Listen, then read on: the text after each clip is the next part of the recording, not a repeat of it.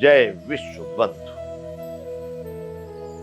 संपूर्ण श्रीमद् भगवत गीता अध्याय 6 का 11वां श्लोक कि पवित्र भूमि में वह व्यक्ति अपने आसन को कुशा का आसन हो या रेशम का हो, कपड़े का कोई वस्त्र हो, मृगशाला आदि जो आसन पवित्र है, पवित्र भूमि में जो बहुत ऊंचा नहीं हो और बहुत नीचा नहीं हो, ऐसे स्थान पर अपने आसन को स्थापित करे।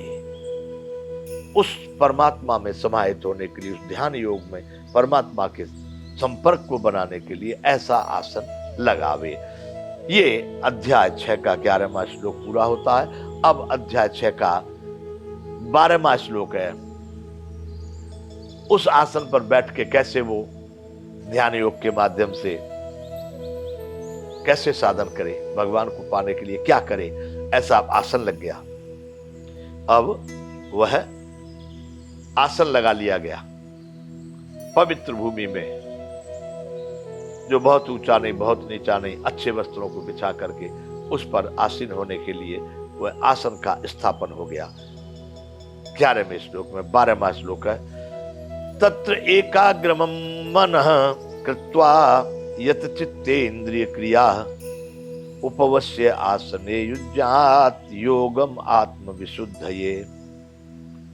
आप वैसे स्थिति में उस आसन पर बैठकर चित्त और इंद्रियों की क्रियाओं को बस में रखते हुए, मन कहीं भाग रहा है, आंखें कहीं जा रही है, चित्त कहीं चंचल हो रहा, बुद्धि कुछ अपना गुड़ा लगा रही है, उस आसन पर बैठ करके अब अपने मन को एकाग्र करके अंतःकरण की शुद्धि के लिए आत्म विशुद्धये योगम युज्यात योगम आत्म विशुद्धये, फिर आत्मा की अंतःकरण की शुद्धि के लिए योग का अभ्यास करें। योग कहते हैं प्राप्ति, योग कहते हैं मिलना, योग कहते हैं जुड़ना। तो यहां 12वें श्लोक में भगवान कह रहे हैं कि जो पवित्र भूमि में न बहुत ऊंचा न बहुत नीचा और ऐसे सही उच्च कोटि का जो आसन लगाया गया है, उस पर बैठ करके वह योगी पुरुष, वह व्यक्ति, वह मनुष्य, वह भक्त चित्त और इंद्रियों की क्रियाओं को बस में रखते हुए इन पर नियंत्रण करे। इधर उधर को मनन कर रहा है, चिंतन कर रहा है, भाग रहा है, उसको बस में करके मन को एकाग्र करके अंतःकरण की शुद्धि के लिए योग का अभ्यास करे। मन भाग रहा है, फिर पकड़ के लाएगा, फिर उसको ठीक करेगा, फिर भागेगा, फिर लाएगा, फिर आएगा। यानी इस संसार के विषय भोग विलासताओं से हटकर उस आत्मानंद परमात्मा रूप उस परम आनंद में समाहित हो जाए, उसके लिए बार बार अभ्यास करे। इसलिए भगवान ने यहां पर 12वें श्लोक में कहा, उस आसन पर बैठ करके चित्त और इंद्रियों की गति को, क्रियाओं को अपने बस में करके मन को एकाग्र करके वह योगी अपने अंतःकरण की शुद्धि के लिए बार बार अभ्यास करे।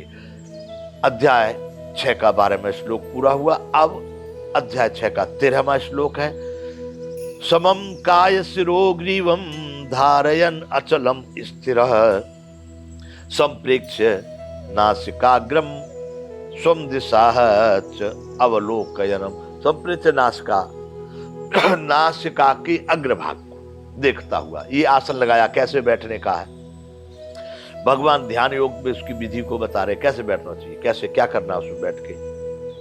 काया सिर और गले को समान एवं अचल धारण करके और स्थिर होकर के। समह काय शिरो ग्रीवम धारयन अचलम स्थिरम। काया यानी शरीर, सम यानी बिल्कुल सीधा, सिर और गले को समान एवं अचल धारण करके और स्थिर होकर के बैठे। बंधुओं, ये बात है, समय कायम श्रम शिरो ग्रीवम, यानी ये एक शरीर काया और सिर ग्रीवा। देखिए मेरी स्थिति को, इस समय पर ये सम है। शरीर को सम मतलब ये मेरुदंड, जो आपकी रीढ़ की हड्डी जिसको बोलते हैं, ये बिल्कुल सीधे। कहीं पर जिसमें रुकावट नहीं, कहीं पर तनाव नहीं, कहीं पर बनावट नहीं। तो भगवान कहना चाह रहे समय काय सिरो ग्रीवम, इस तरह अचल धारण मतलब इनको बिल्कुल ऐसा धारण करे कि इसमें कोई विकृति ना आवे। उस आसन पर बैठ करके जिस पर वो परमात्मा को पाना चाहता है, अपने को संसार समुद्र से पार करना चाहता है, इस अध्याय का नाम है आत्म संयम योग। इसलिए आत्मा को परमात्मा में समर्पित करना है, इसको आत्म संयम कहा गया है। तो इस 13वें श्लोक में भगवान कह रहे हैं कि पहले वह उस आसन पर जो पवित्र स्थान पर कुशा या वस्त्र या मृगशाला पर लगा हुआ है, जिसमें अंतःकरण के बस में किया हुआ है मन शरीर इंद्रियों को, और उस आसन पर बैठ करके उस अंतःकरण की शुद्धि के लिए अभ्यास करना चाह रहा है। उस आसन पर शरीर और गर्दन और सिर को सीधा रखे, फिर क्या करे, नासिका के अग्रभाग पर दृष्टि को जमा कर। देखो ऐसे परेशान हो जाओगे जो करके अब देखो नाक के अगले भाग पर हमारी दृष्टि है, ये नहीं।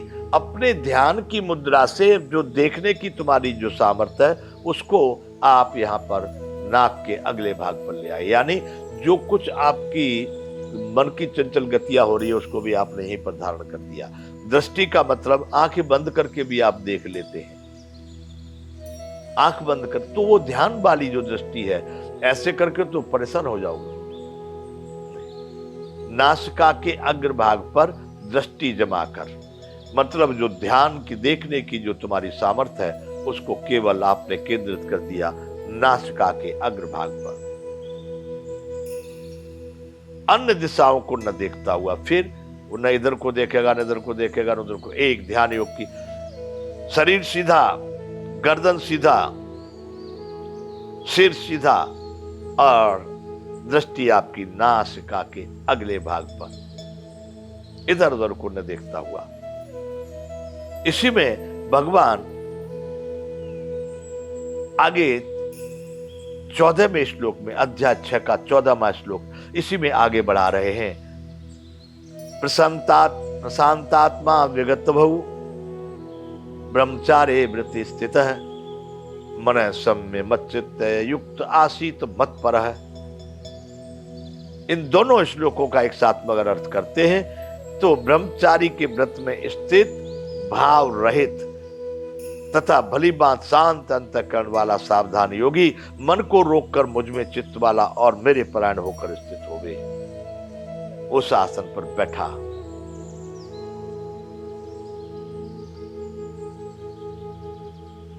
शरीर, गर्दन, सिर एक बिल्कुल सीध में, एकदम तनाव रहित, चारों तरफ से दृष्टि को हटाकर नासिका के अग्रभाग पर स्थित किया। ब्रह्मचारी के व्रत, देखिए बंधु, ब्रह्मचर्य के यहाँ पर मेरी समझ में अलग अलग अर्थ हो जाते हैं। ब्रह्मचर्य एक तो लोग मानते हैं, ब्रह्मचर्य का मतलब कि अपने शरीर की जो सामर्थ्य है,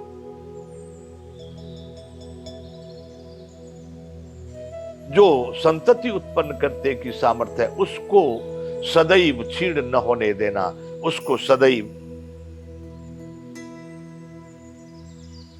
अपनी सामर्थ्य के द्वारा अपने में ही समाहित रखना, इसको भी ब्रह्मचर्य कहते हैं। पर मेरा मानना है ब्रह्मचर्य, ब्रह्म इसमें संसार में परमात्मा को कहते हैं। यदा कदा, जैसे जैसे जो जो वस्तुओं की जहां जहां आवश्यकता है, उस आवश्यकता से अधिक कहीं भी कोई भी कार्य न करना, यानी एक निश्चय रूप से जो चरित्र है, उस चरित्र को उसी तरह से चलाना, उसको भी ब्रह्मचर्य कहते हैं। तो यहां भगवान कहते हैं ब्रह्मचारी के व्रत में स्थित होकर के भय रहित और भली भांति शांत अंतःकरण वाला सावधान योगी, मन को रोककर मुझ में चित्त वाला और मेरे परायण होकर स्थित हो गए। किसी प्रकार का भय नहीं, कोई चिंता नहीं, मेरे परायण हो गया, मेरे में आत्मा को लगाया, मेरे में मन को लगाया और मेरे में परायण होकर के वो उस आसन पर बैठ गया। यह है भगवान अध्याय 6 के 14वें श्लोक में कह रहे हैं, इस तरह से आसन को लगाकर मेरे परायण हो गए। बंधुओं, यहाँ पर अभी विराम करेंगे, आगे यह अध्याय चालू रहेगा। जय विश्व बंधु।